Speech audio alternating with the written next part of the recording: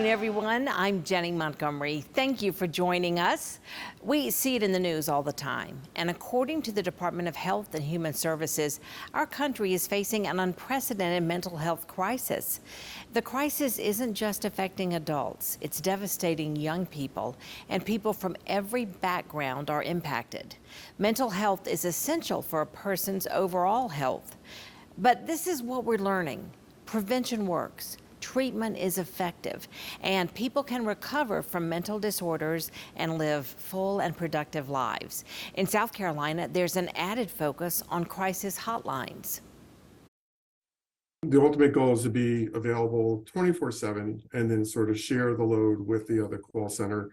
And as I mentioned, answer every call the South Carolina, calls in for when they're in crisis.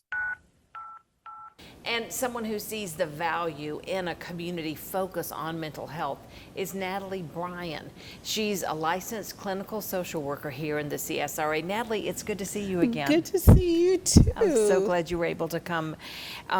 We're talking about mental health, and Mental Health Awareness Month is in May. Yes. But there's a whole other mental health awareness, and that's minority mental health. Yes. Talk to me a little about that. Yes, July is Minority Mental Health Month, and it is crucial because while it's a popular topic for mental health, there's still some real strongholds when it comes to the stigma and access and health in regards to mental health in our community, and not just here in Augusta, but nationally. So July is a very important month that I think the push for mental health, breaking down those stigmas, and also, trying to reduce the barriers for people to engage mental health is important.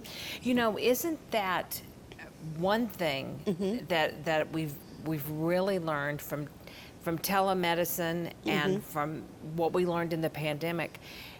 If someone has access to their computer, probably even their phone, yes, you can counsel people without having to be in the same room. Absolutely. Yeah. I have counseled text, telephone, and also video. So many people are primarily just telemental health, so they're doing it via any of those modalities, but there are counselors who are seeing people in person. Right. Yeah. Right. I think that it is such an important thing. And when you talk about stigma, do you see a difference between men and women? Absolutely. I think predominantly a lot of times men kind of struggle with the asking for help. The vulnerability sometimes can be a bit of a struggle when it comes to any medical care, not just mental health, but I think mental health the most because that is kind of an internal battle, where in physical health, you may see ailments, symptoms, things like that. You may see symptoms, but most of the time it's a real internal struggle of, is this the right thought? Am I doing the right thing? And when you think about the weight of the world for men, they are providers, they are responsible, they're the head of the households and things like that. Showing weakness sometimes can be a bit of a struggle, even if it's for their own benefit. Yeah, that's the thing. And that the idea that they would perceive asking for help as weakness, that's really, that's sad. That's the tough part. That's sad. Yeah. And just to try to, and I guess it needs to start with the way we raise our children. Absolutely. That it's good to ask for help. Yes, and that it's okay to cry, it's okay to be vulnerable, it's okay to be in touch with your emotions, because just like we feel very deeply and we feel very strongly, they also feel that way. But having the capability to be able to express it as freely as women are given that room to, not so much. Now, do you counsel primarily adults or children, or who do you see? My popular population is adults, usually some teens if they're 16 and above.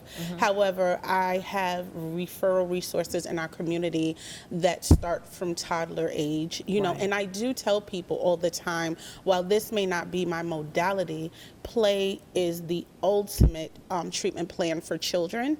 And so we have some wonderful play therapists in our local area that I happily refer to.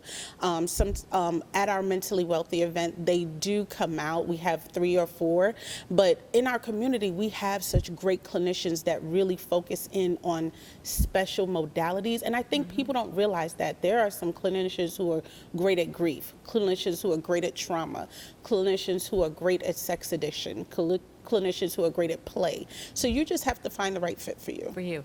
Well, you might have heard Natalie dropped a little golden egg for us. She said mentally wealthy. Yes. So let's talk about your mentally wealthy event. Yeah. So I started the Mentally Wealthy Summit last year with my nonprofit Pearl.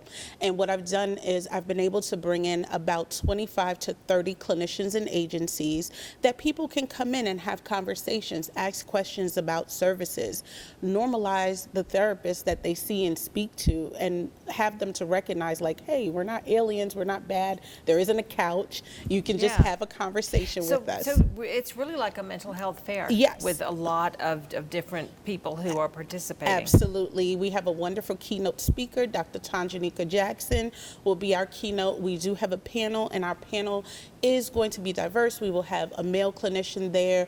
We'll have people coming from a ministry aspect. We have someone representing the veterans there, and we also have someone representing the Hispanic population.